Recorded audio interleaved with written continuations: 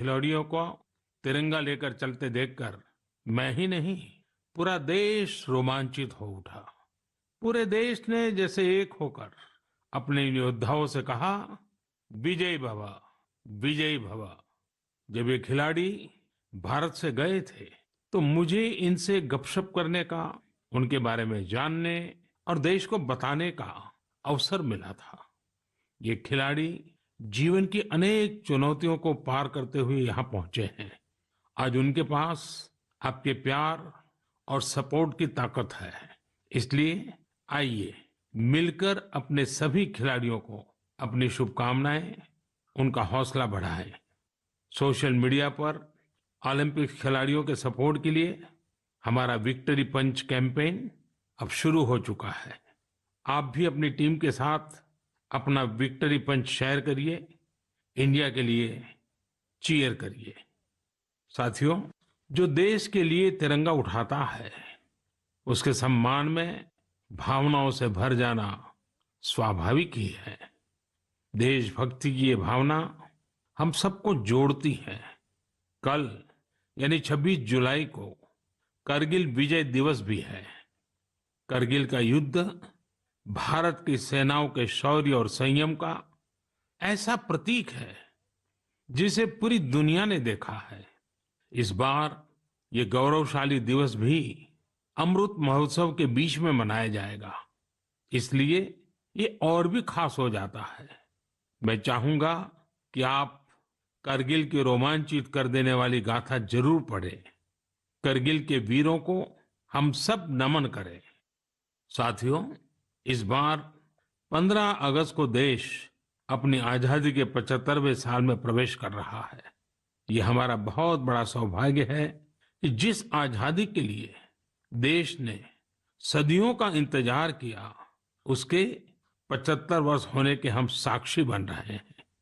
आपको याद होगा, आजादी के 75 साल मनाने के लिए 12 मार्च को बापू के साबरमती आश्रम से अमृत महोत्सव की शुरुआत हुई थी। इसी दिन बापू की दांडी यात्रा को भी पुनर्जीवित किया गया था।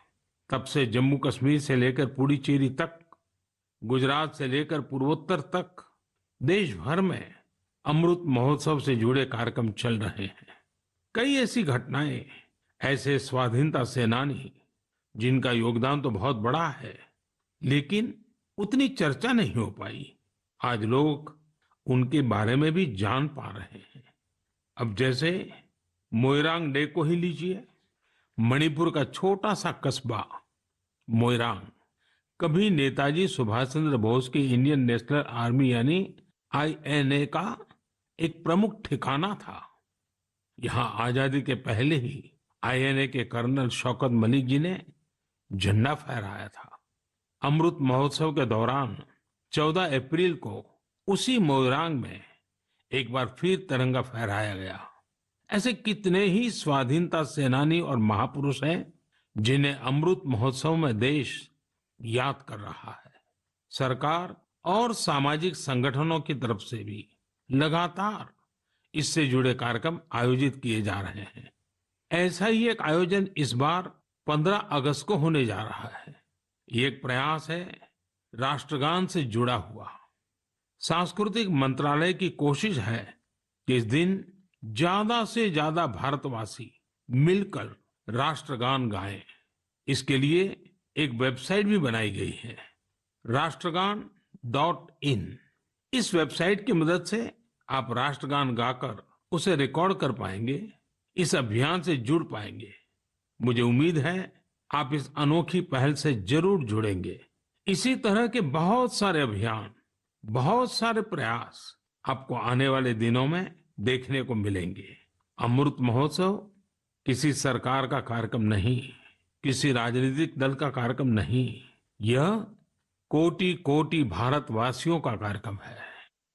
हर स्वतंत्र और कृतज्ञ भारतीय का अपने स्वतंत्रता सेनानियों को नमन है। और इस महोत्सव की मूल भावना का विस्तार तो बहुत विशाल है। ये भावना है अपने स्वाधीनता सेनानियों के मार्ग पर चलना, उनके सपनों का देश बनाना। जैसे देश की आजादी के मतवाले स्वतंत्रता के लिए एकजुट हो गए थे, वैसे ही हमें देश के विकास के लिए एकजुट होना है। हमें देश के लिए जीना है, देश के लिए काम करना है और इसमें छोटे छोटे प्रयास भी बड़े नतीजे ला देते हैं। रोज के कामकाज करते हुए भी हम राष्ट्र निर्माण कर सकते हैं। जैसे वोकल फॉर लोकल, हमारे देश के स्थानीय उद्यमियों, आर्टिस्टों, शिल्पकारों, बुनकरों को सपोर्ट करना हमारे सहज स्वभाव में होना चाहिए। 7 अगस्त को आने वाला नेशनल हैंडलूम डे एक ऐसा अवसर है जब हम प्रयास पूर्वक भी ये काम कर सकते हैं। नेशनल हैंडलूम डे के साथ बहुत ऐतिहासिक पृष्ठभूमि जुड़ी हुई है। इसी दिन 1905 में स्वदेशी आंदोलन की शुरुआत हुई थी। साथियों, हमारे देश के ग्रामीण और आदिवासी इलाकों में हैंडलूम कमाई का बहुत बड़ा साधन है। ये ऐसा क्षेत्र है जिससे लाखों महिलाएं, लाखों बुनकर, लाखों शिल्पी जुड़े हुए हैं। आपके छोटे छोटे प्रयास बुनकरों में एक नई उम्मीद जगाएंगे। आप स्वयं कुछ न कुछ खरीदें और अपनी बात दूसरों को भी बताएं। और जब हम आजादी के 75 साल मना रहे हैं, तब तो इतना करना हमारी जिम्मेवारी बनती ही है भाइयों। आपने देखा होगा, साल 2014 के बाद से ही मन की बात में हम अक्सर खादी की बात करते हैं। ये आपका ही प्रयास है कि आज देश में खादी की बिक्री कई गुना बढ़ गई है। क्या कोई सोच सकता था कि खादी के किसी स्टोर से एक दिन में 1 करोड़ रुपए से अधिक की बिक्री हो सकती है? लेकिन आपने ये भी कर दिखाया है। आप जब भी कहीं पर खादी का कुछ खरीदते हैं तो इसका लाभ हमारे गरीब बुनकर भाइयों बहनों को ही होता है। इसलिए खादी खरीदना एक तरह से जन सेवा भी है, देश सेवा भी है। मेरा आपसे आग्रह है कि आप सभी मेरे प्यारे भाइयों बहनों, ग्रामीण इलाकों में बन रहे हैंडलूम प्रोडक्ट्स जरूर खरीदें और उसे #माय हैंडलूम माय प्राइड के साथ